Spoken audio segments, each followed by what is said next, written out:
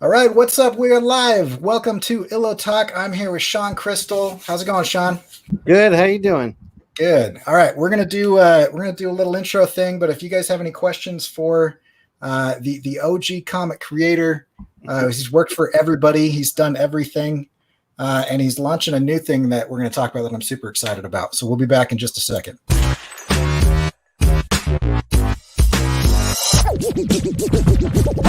Illo Talk interviews.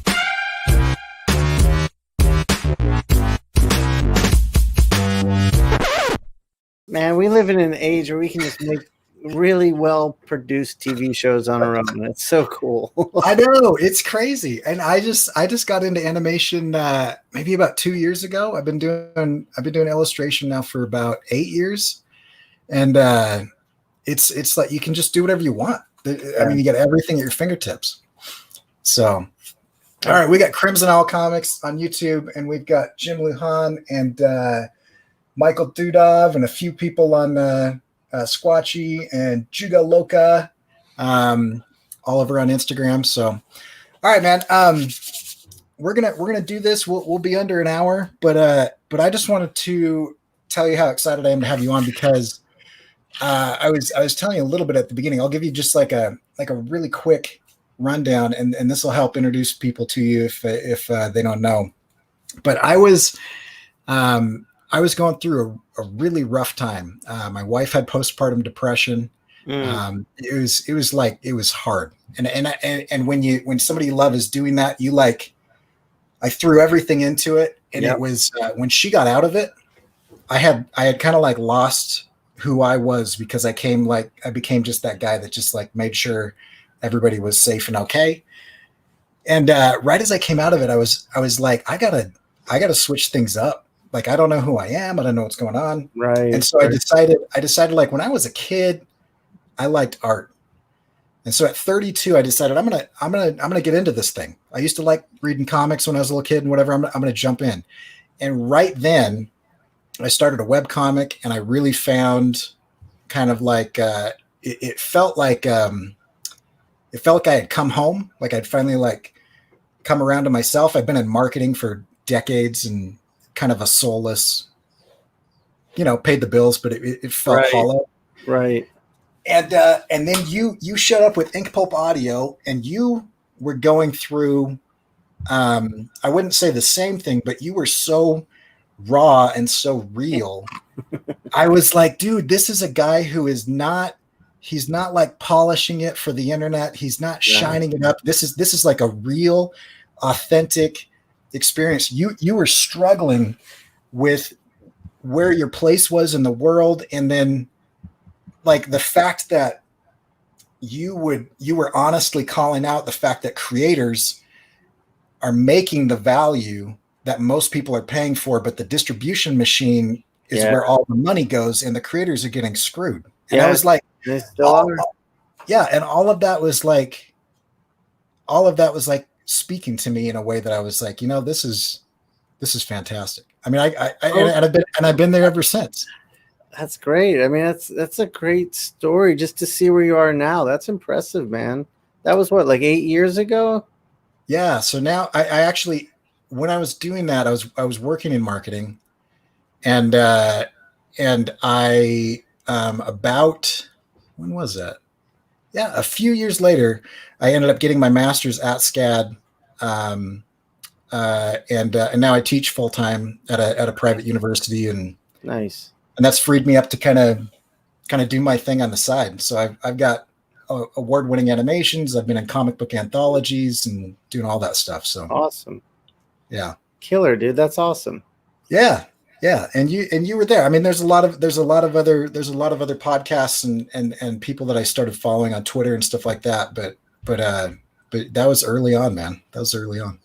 Yeah, you've been. I mean, I gotta thank you. You've been such a vocal and huge supporter all along the way. It's been all. I mean, it's nice to feel like, you're touching someone, you're reaching someone, that it's not. I'm not just speaking into a void. Yeah. And I remember one time you were kind of questioning whether or not it was doing anything, and you were even saying like, I don't know, these things where I'm just complaining at the beginning, and I'm like, that's my favorite part. Like that's Yeah, where it's yeah. I mean, there were a lot of people that related to it and kind of like were on that wavelength with it, and it was cathartic, and I think back on it, I think like being the husband and the dad, like you gotta like you fall into this role where like you gotta hold it together because everyone else is falling apart, right. and I didn't have anyone to like talk to about that stuff, so I think I just started talking into a microphone about it. Yeah. And yeah, but I think then it became like I don't know if brand is the right word, but it just became associated with me, and I was like perpetuating my own like staying stuck in a way, and I think that's when I was saying like I'm just feel like I'm complaining now, like. Yeah, and I can get that. I can get where you're kind of reinforcing that negativity, but also I think like there's a certain hollowness and fakeness to pretending like everything is okay. Yeah, the one thing that makes me really I don't like things that are not authentic. I don't like people who aren't honest. I don't like performances. I don't like avatars. And in this business, it's like those are the people that are successful and celebrated in a lot of ways. And I found it really gross. And Yeah.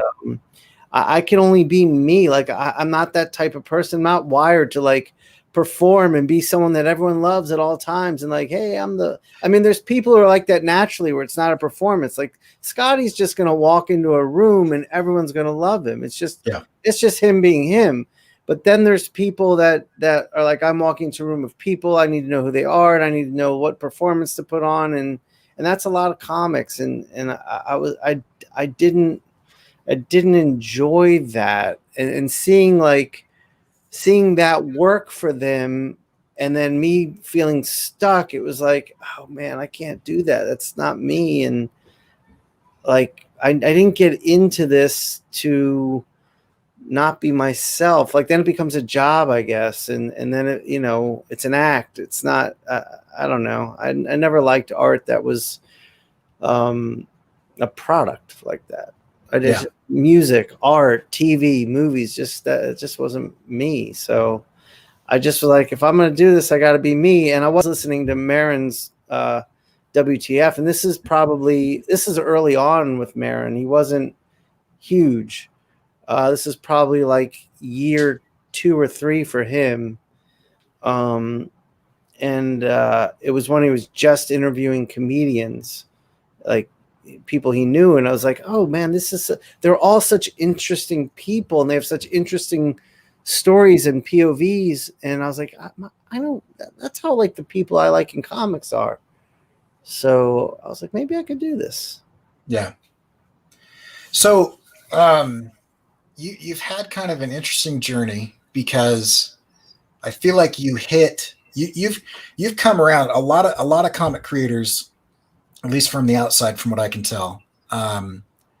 They'll start indie, and then they use indie to try to go mainstream. They're trying to break into the big two. Yeah, that's new. Yeah.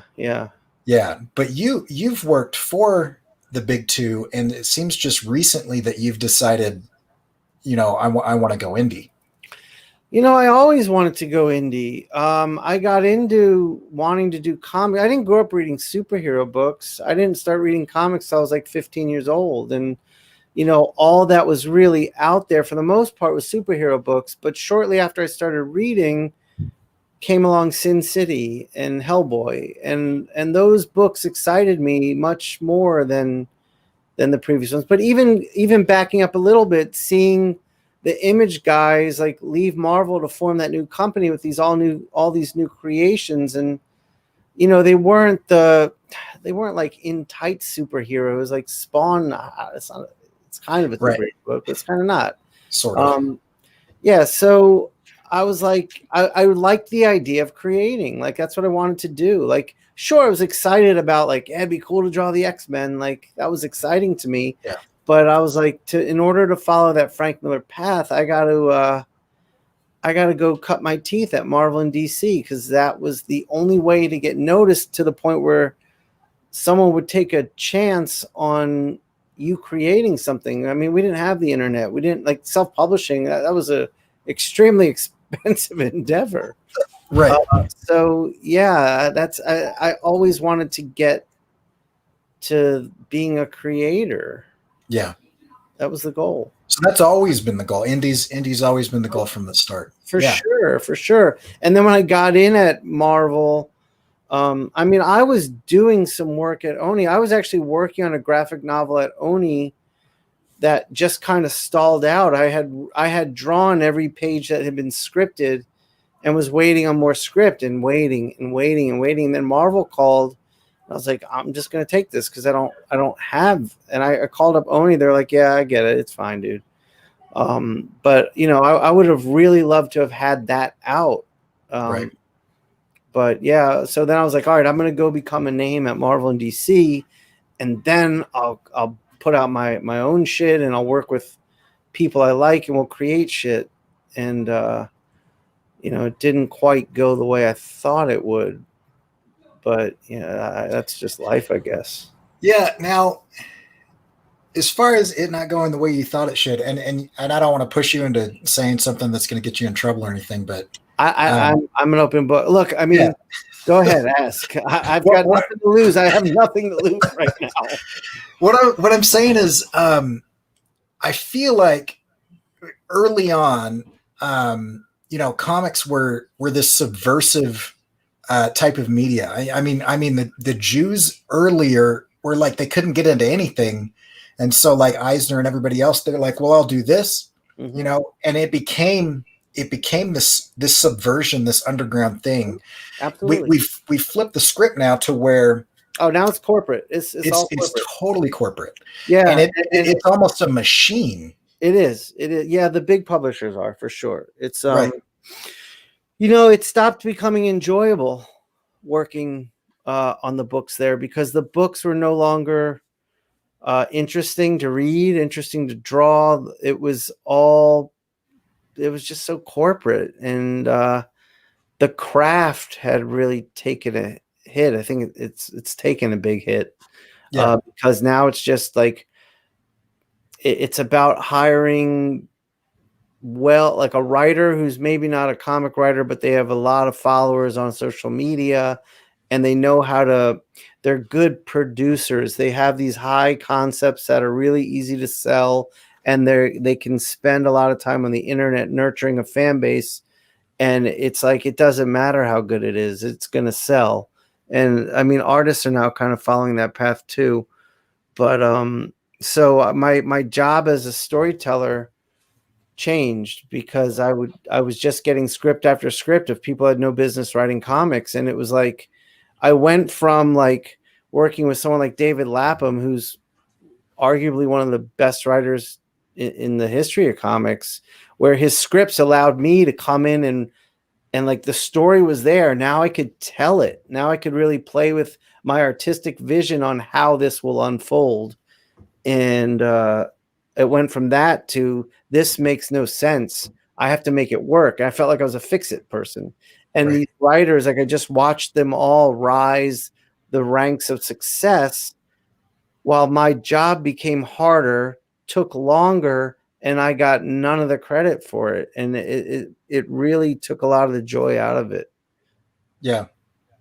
And I feel like even on a compensation model, it doesn't make sense in that. And I don't want to disparage writers, and I know that you're not saying that either, but no, there's great writers. There's great writers out there. I think publishing got into a pickle. Like, the bigger publishers were struggling to make a profit. Right. And they do have to stay profitable. They're a business. And then the movies, like technology and special effects, kind of came in. We're like, now we're cheaper and better, And I think Marvel movies are just doing everything the comics can't right now. Yeah. And I think not that they can't, they're not doing it. I think Marvel West, the movie studio, is doing a much better job of engaging their audience and making things really exciting. And they're taking the idea of how a Marvel comic worked with books tying into each other and events happening, and they made it work on the screen. And those people aren't reading comic books. It's not bringing them to comics. So then but also the publishers aren't doing anything to help those people read comics. I mean, why don't we have spinner racks in every movie theater? Why don't we have pay an extra $2, and get the comics that these are based on? Why don't I see the creators' names on the screen that the screenplay is based on? I mean, it's obvious to people who have read.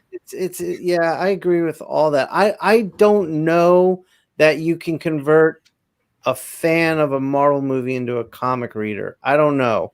I used to think more along the lines of you, and now I'm like, I don't know that that's a crossover, because if you think about it, people who go see Stephen King movies, are they then really going to read the books? Or he was a popular author, so his readership was there. But I don't know, if I think of a more obscure movie where maybe the novelist, like The Road, did that sell Cormac McCarthy more copies of The Road, that movie? I don't know. Right. I don't know that it works like that. Visual media, like a movie or TV, it's such a easily digestible format. Right. Whereas like a book, it's a much more intimate experience, and it requires more of you. It requires more brain power, I think. Yeah, and there's more of an investment because you're creating a bunch of the experience. I'm bringing what I have to the table, but then I'm also imagining the sounds. Like, what does that sound effect sound like? I've got to sound it out in my head rather than just hear it. And Eisner always believed that comics involved you more than novels, because you're combining words and pictures, and it's creating more involvement in your mind. Well, it's kind of like the blood in the messenger. Like the old ancient Greeks didn't have the manpower or the technology to be able to have this big giant battle. Mm-hmm. So they'd have a messenger run on and say, "You can't believe it just happened." And he describes what's going on. And in comics, they get to do that in between the panels. Right, exactly. Panel to panel, I get to imagine what that looks like. And it becomes an individual experience. Yeah. It's awesome. Yeah. So given your experiences with kind of the big company, I mean, you've drawn Batman. I've got a page from your Batman right here, right? I see it. Awesome. And you've drawn Batman. You've drawn Deadpool. You've done licensed, TV to comic work. You've done all that. Mm-hmm. I mean, to the up and coming creator, to somebody he's got the chops, she's got the skills. Would you recommend trying to get into Marvel and DC, or would you say at this point just launch at Image? It depends on what their goals are. I mean, if you want to write and draw your own books, then why? Like, you don't need to do that anymore. Like, that path isn't necessary. If you want to work for Marvel and DC, if that's like your dream, and it was part of my dream for sure, then you should go do it. I have some issues with how creators, especially new ones, are being paid and being handled right now. But if that's your dream, I mean, I had Rod Reese on my podcast, I don't know, a few months ago, and Rod and I are friends, and he's been a fan of my podcast for a while, and I've always wanted to have him on, but we were just chatting outside of my podcast, and I was kind of airing my like the stuff I'm saying about Marvel and DC, and he was like, his perspective was like, yeah, but I want to work for them, so that's okay with me. I'm like, all right, well, so if that's okay with you, then you should do it. I still think, I don't know if I have a rebel spirit in me, but the union is you guys need to treat your artists better. So I have that in me too. Yeah. But yeah. I mean, if you want to work for Marvel and DC, you should go do it. The problem is right now, those companies, have changed. The books have changed. What they're doing has changed, and it's changing. I mean, I don't know what DC Comics is going to look like next year. I don't know. I don't know if they know. I just don't know. But the like the superhero books I loved and enjoyed reading, that type of comic book doesn't exist right now. So what's different? What's changed, do you feel like? I feel like the risks aren't being taken. They forgot what the fun is. They forgot what it is that people loved about these characters. And I'm like, I love to see diversity in comics, but just changing the sex or gender of a character to try to sell books to an audience, you've then like kind of sacrificed what the character was to an extent. So I feel like, okay, so if this is the new Thor, well, okay, that's not Thor anymore. It's a new character called Thor.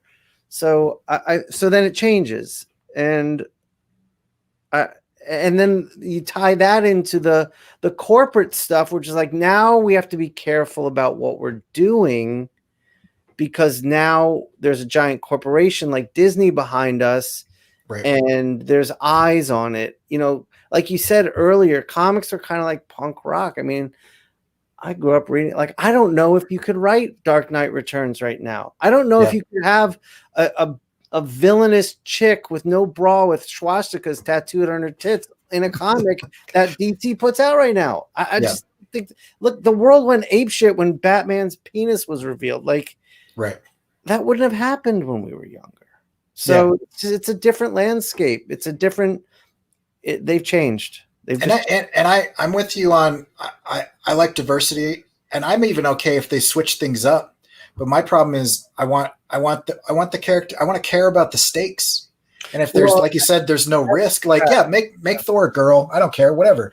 But like, if she dies and then she comes back 5 seconds later, where's the risk? Where's the stakes? You know, I mean, like, how do I care about being invested in the story if I know that all the toys get back put in the toy box when they're done at the same, you know, the way they were when they're taken out? Yeah, that's true too. And also, you know what else happened? This was in the late 90s, early 2000s. Photorealism crept in.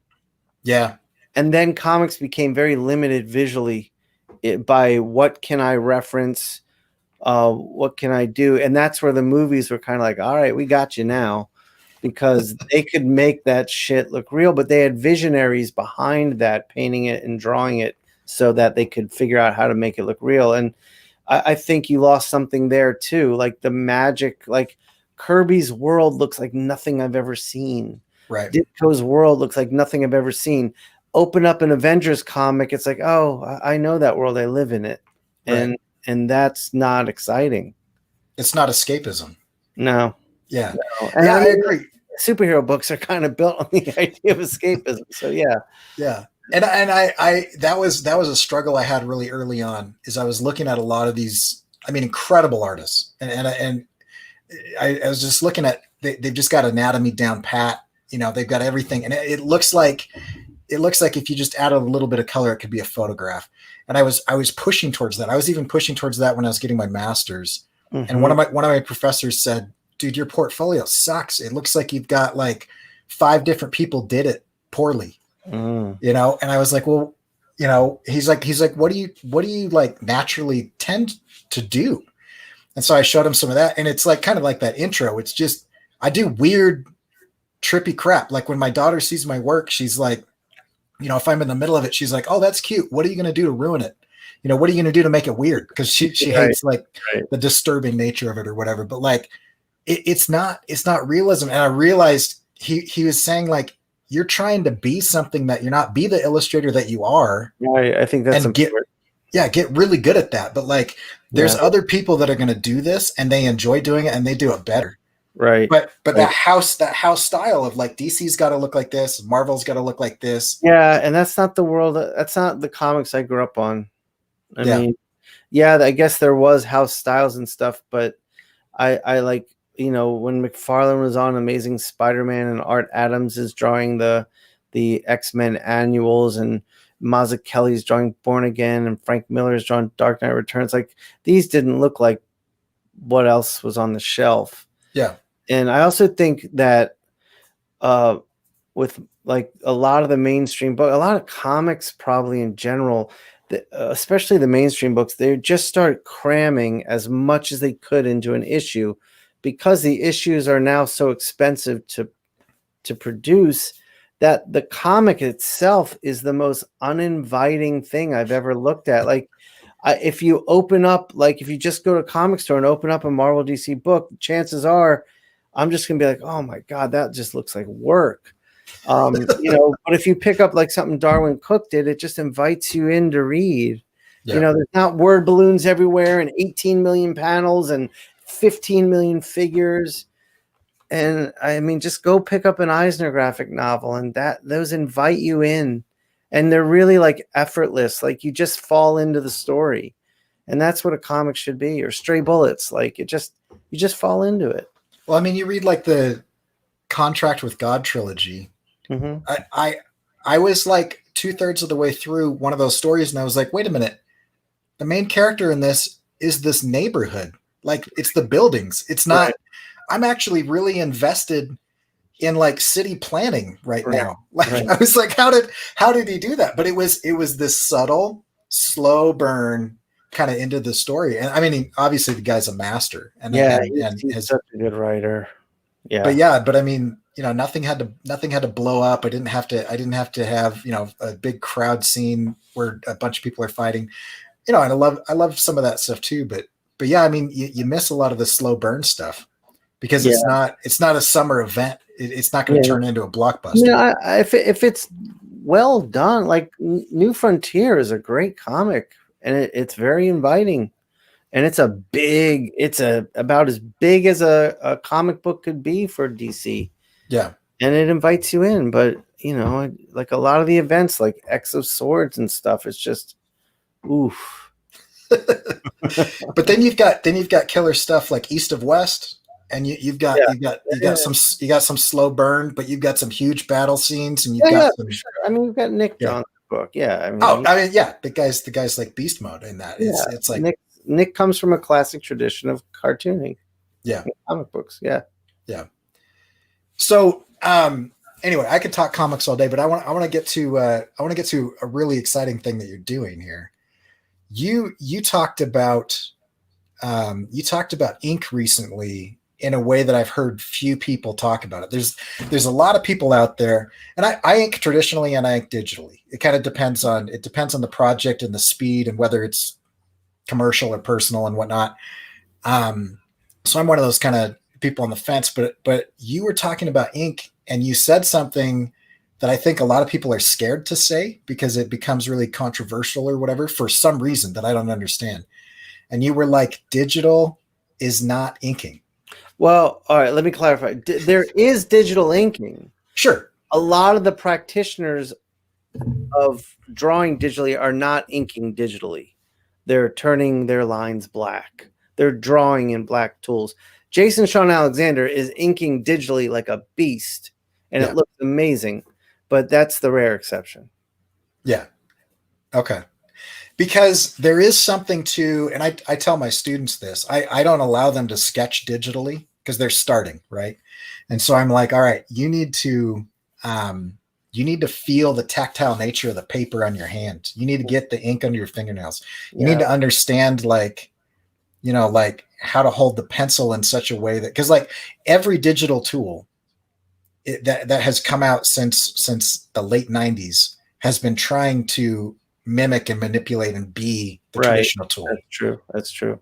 Everything. I mean, it's all, I mean, they're even like the icons for the brushes are like, this is your nib pen and this is your, Right. And so if you did what I did, which I think was a detriment, I picked up a Cintiq on eBay for super cheap, and I started digital, and then I realized that I was going to suck until I understood traditional. I drew for a couple of years digitally, and I just figured I'll just skip this. Everybody starts traditional and then ends up digital anyway. I didn't really see a pickup in my abilities until I went to actual pencil and actual ink. Yeah, I mean, I can see that. I think it is possible to just start digital and develop me fine. I think that's probably rare. The thing is, the computer offers you so much, like perspective grids. And if you don't understand perspective, that grid is going to make everything look, Right. you know, right, but something's going to be off.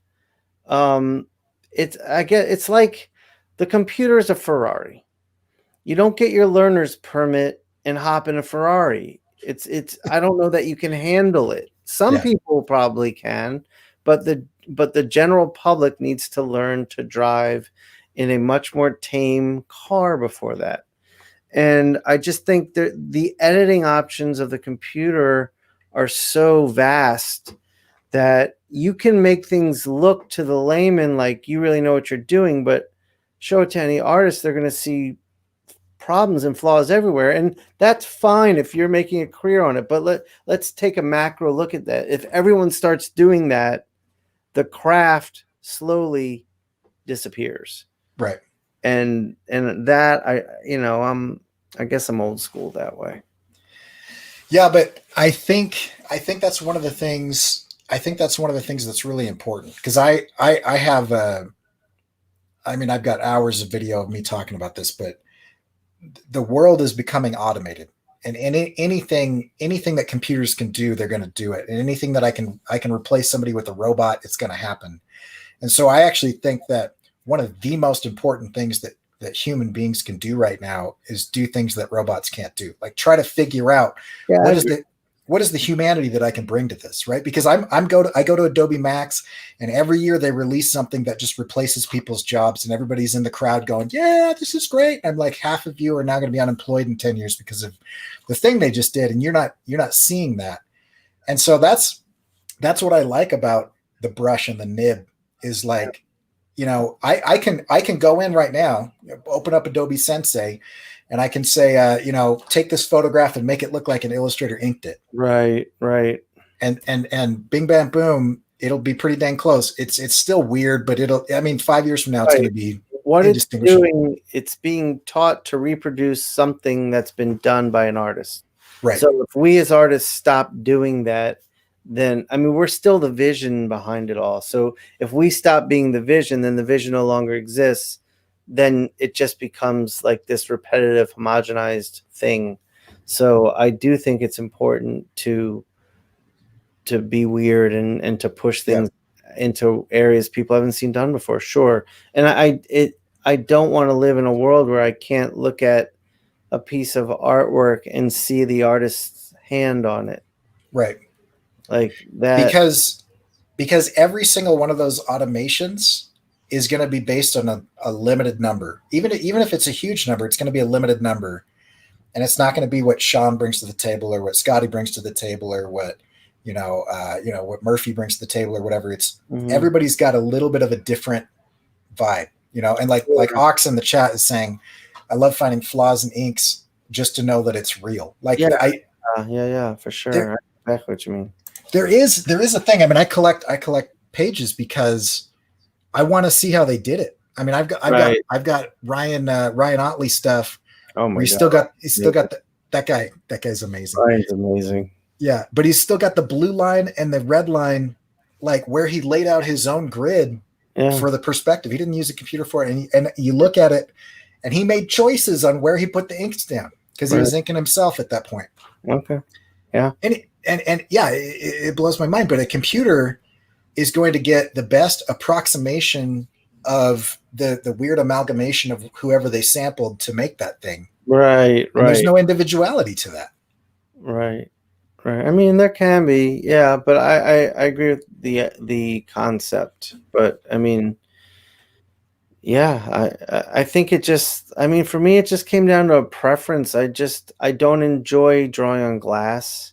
I don't enjoy like the tool I'm making a mark with isn't actually making the mark. It's sending a signal into a machine that then is making the mark underneath the glass.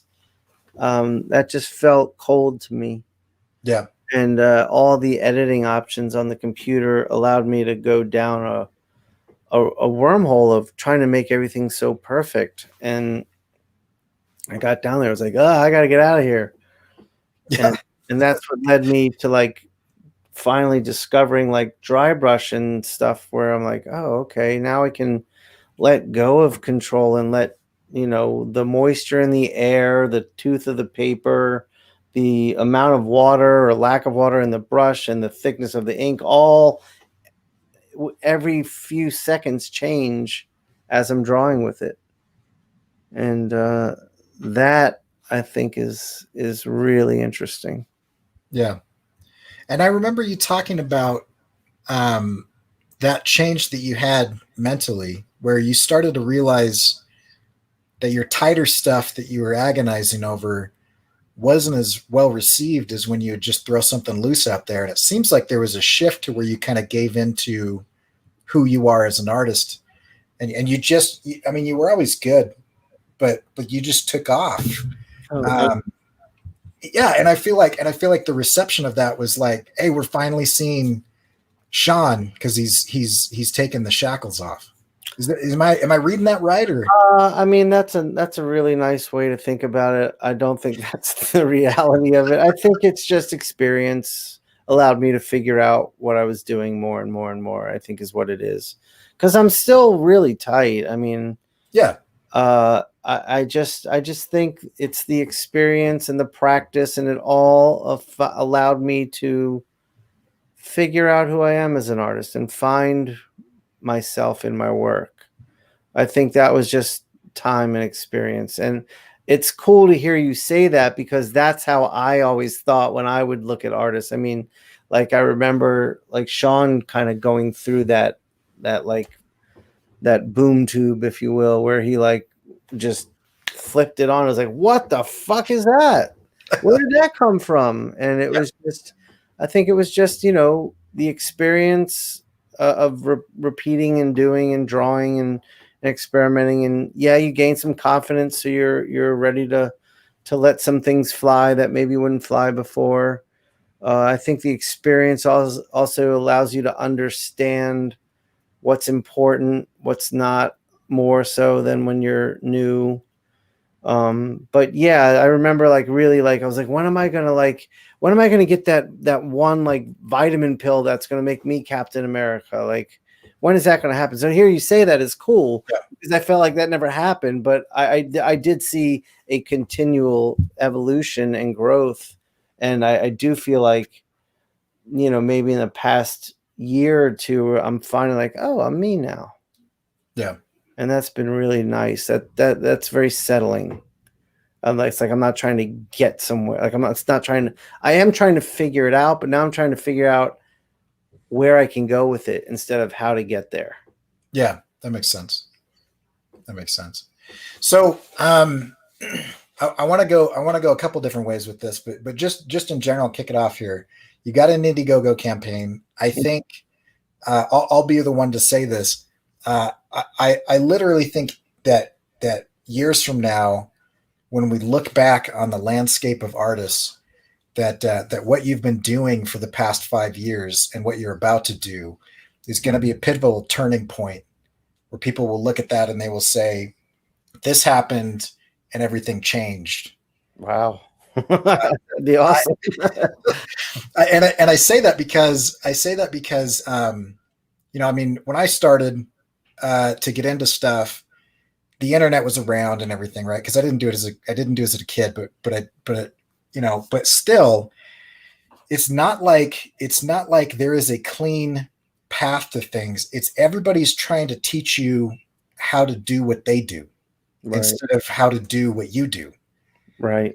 And so I would go and I would say, okay, what's David Peterson's setup like? And I would look at him, and then I would go in and say, okay, what's Shawn Crystal's setup like? And I'm trying to try. So, I mean, I spent hundreds of dollars on different tools and things just because I had no idea what anything did or what. I mean, I was an adult with decades of experience of a career.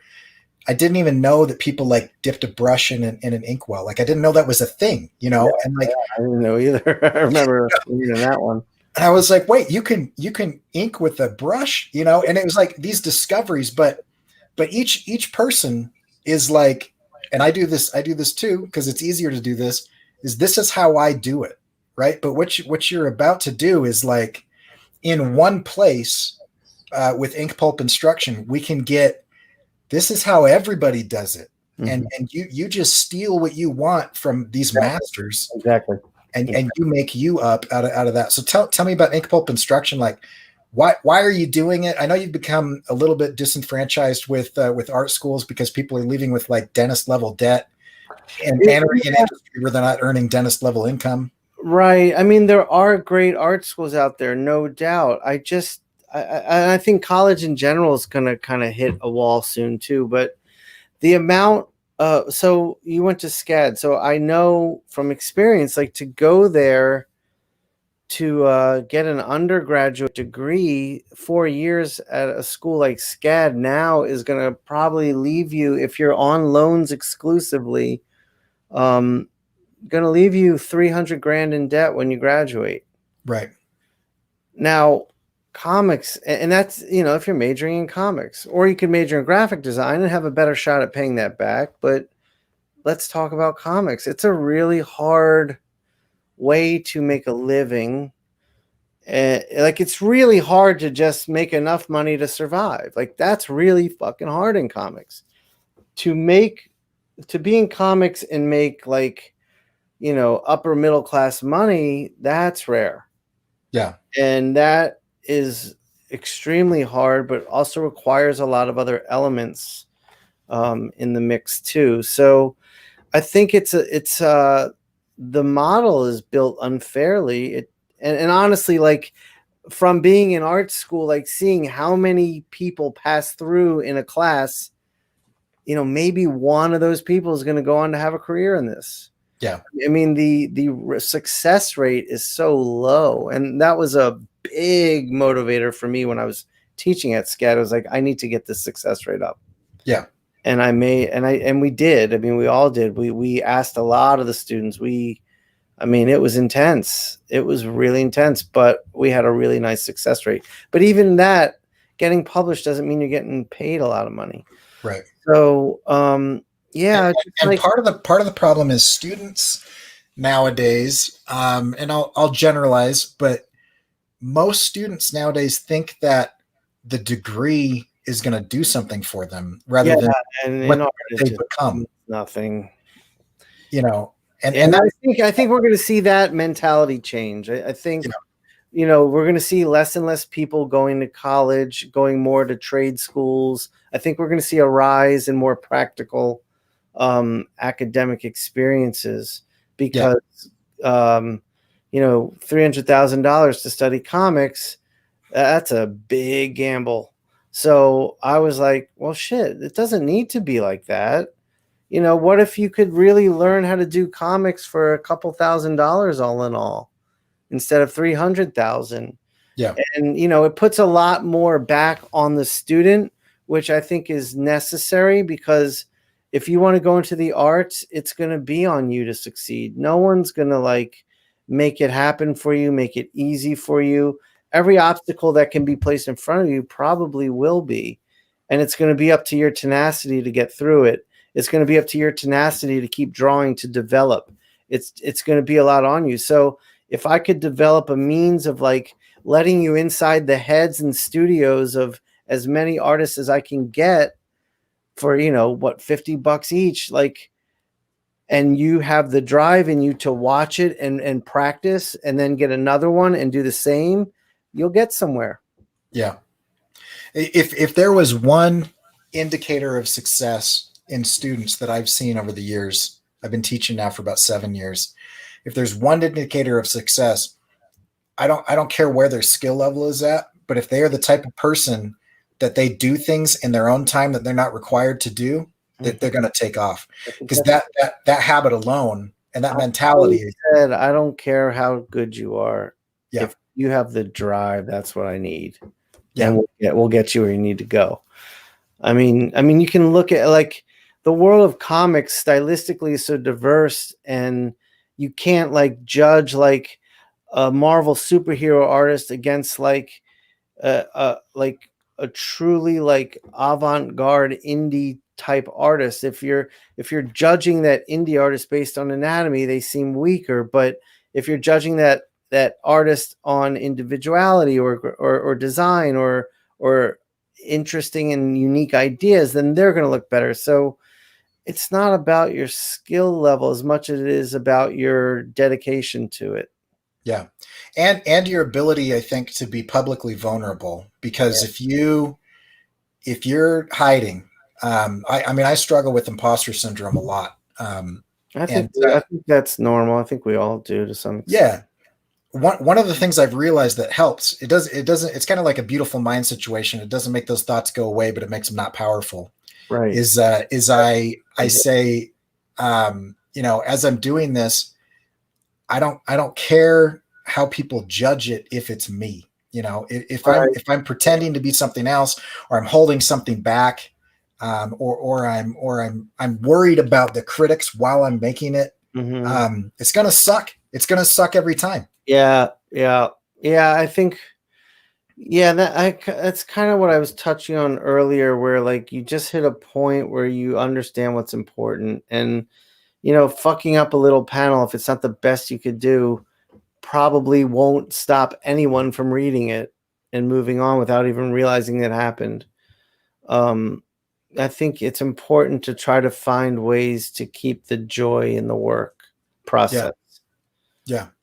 I think that's important. And I found a place where I was not enjoying, I was not having fun working. Yeah. It became work. Yeah. Yeah. And if on the other hand, you let toxic perfectionism in and you redo that panel so many times that you don't finish the book and ship it, then you're guaranteed that no one reads it. That's exactly right. That's I always said, the most important thing is to get it done. That's really the most important thing. I remember walking into class one day and a bunch of students were clowning on Rob Liefeld. And I was like, you know what? When you've drawn as many books as that and got them in on time, then we'll talk. Yeah. I mean, I get it. Like, there's a lot of poor craftsmanship going on there, but stop wasting your time clowning on that. Get busy working. For everything negative that everybody has to say about him, I was reading through Scott McCloud's stuff, and he uses Liefeld as an example of like the zeitgeist of the time. There's like in the late 90s, there was an anger, and in his line work that anger came through in his line work. And so even though the anatomy's weird and he can't draw feet and whatever, I mean, whatever you want to say about him, he felt right for the time. I mean, I was like 16, 17 at the time, and I was like, yeah. Architect of the time, for sure. Yeah. Yeah. Definitely. Yeah. So tell me, give me like a quick rundown, like an elevator pitch on what is Inkpulp Instruction. You've got episode 1. What is episode 1? And like, what are the plans for it? What are you doing with it? Inkpulp Instruction is a series of episodes, and I'm calling them episodes. Each episode it's an educational experience. It's an entertaining experience. It's elements of my podcast. So you'll get a lesson. You'll get to see the artist whoever's giving the lesson. You'll see their studio. You'll get to know their life a little bit, because it's more of a show than just a dull academic experience. Watching like the chef show or Fuck That's Delicious or Wong's World, I always realize I'm learning about cooking. I'm learning to cook, and I'm learning about these people's lives, and that made the cooking make more sense to me. So I wanted to do that. So I'm with whoever I can get right. I mean, I'm getting a lot. I've got Tommy Lee Edwards, I got Canetti, I got Mahfood. I'm going to get Jeff DeCal in a few weeks. I want to give you, the artist, the new artist, intermediate, even advanced, I think we'll all get something out of it. A really unique learning experience that will help you up your game, that will entertain you while doing so, that will let you get inside a world you've never seen before. Tommy Lee's studio it's one of my favorite studios I've ever seen. There's nothing like it anywhere. It's a little carriage house next to his house. It's a house. Like his house is his own house studio.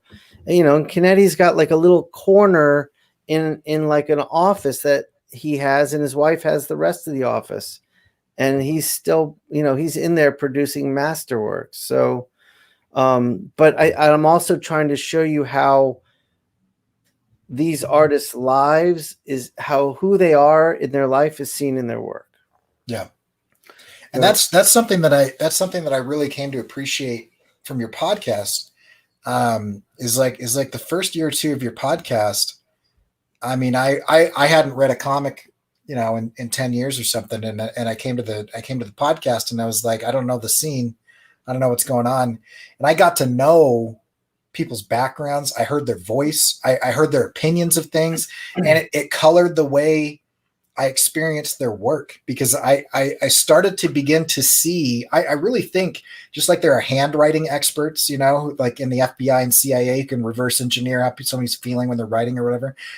I can see like the personality in the lines, and a lot of that is because I was able to listen to them have a conversation with you. And it was like you get their voice in your head, you get a little bit of their experience. And then when you read and you look at their work, it changes that, it colors it. And so a lot of my problem with people coming to education as if education is skill only, I just give me the technique, right? Just give me the thing, and it's like, it's going to be hollow. It's going to be empty, and it's going to be vapid unless there's something underneath it and something behind it. And so I love that you're showing not only like, because there's a billion videos out there that are like, here are the inking practices you got to do, or whatever. And I can watch speed videos of people doing whatever and pretend like that's doing something for me. Right. I think it's interesting that you can look at Tommy Lee's mark making, how it's very organic and almost chaotic. And then look at his studio, which is just chaos of books and toys. And it's like, they're like the same thing. Yeah. I think it's awesome. And it also, I think for someone learning, I think that's really important to learn, is like, oh, Tommy's just being himself. Okay, that's good. And I'm not going to try to be that, because I'm not that. Yeah. And I also think it takes a bit of a weird personality to say, I'm going to subvert the norm. I'm going to just blow this crap up, and I'm going to do not what everybody else is doing, right? I'm not going to become an accountant or a dentist, or I'm not going to get a degree in business or whatever. Right. And so you get a look into some people's lives, and you're like, they're weird in their own way. And I can be weird in my own way. Like, it's okay that I'm a 40-year-old man that has a shelf full of action figures over here because I'm into it, and I'm not embarrassed about it. And you shouldn't be. Yeah. And I mean, I was interviewing for my current job. This is a funny story. I was interviewing for my current job, right? And all these PhDs are running around, MBAs are running around. I'm in the comm department. So I'm not in the art department, I'm in the comm department. And there's these journalists that have degrees from the Columbia School of Journalism and all the, and here I am, I'm like, I like making things look good, And so somebody asked me, and this is in the middle of the interview, like the whole department's interviewing me. And they said, what are you reading right now? And I was like, well, to be honest, Capullo's Batman is what I'm reading right now, And they're like, the whole room was like, they were sort of not paying attention. And they were all like, who is this dude? So I was like, well, listen, and so I talked them through it, and they started to understand that, like, having some diversity of thought, you don't need another PhD and another MBA. You need a black sheep weirdo who's going to say, hey, listen, let's blow this up. Let's be disruptive. Yeah, we're important. We're very important. Yeah. I mean, everybody in tech talks about disruption all the time. It's so calculated, but artists are the ones who really actually come in and cause a disruption where everybody has to go, okay, now everything's new and different and broken. What is going on? And that never happens without art and music. I mean, every revolution that has happened since the history of time is driven by art and music. Sure. Yeah, I think you can get the voice of the people in there for sure. Yeah, definitely. Yeah, cool. Well, I told you we'd be under an hour, so give me your pitch. Tell everybody where to go and what to do. All right, so I've got an Indiegogo right now for episode 1. Episode 1 is me, and it's the most instruction heavy of all of them because I'm not interviewing anyone. Also, because of my years as a teacher, I've got all of this knowledge. I have all these lectures I used to give, and I was trying to pick a place to start. And I know a lot of people know me for my inks, so I wanted to start with what is a very basic lesson, but a very advanced concept. What is line? Like, line doesn't exist. There's no line around me, in me. It's not real, but that's how we draw. So what is this thing called line, and how do you use it? And there's 3 types of line, and what are those 3 types? And then when do you use each type? And what's a containment line, and what purpose does that serve? And how do you build depth into a drawing with just using line?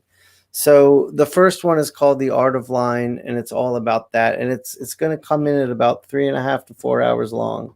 And there's 3 drawings I do in there that I ink to illustrate different concepts for each drawing. And there is a portion in it where it's kind of like a monologue. I mean, I'm doing this with my producer Alan, who did all my podcast audio, put it all together and put it up. He's the behind the scenes of Inkpulp instruction.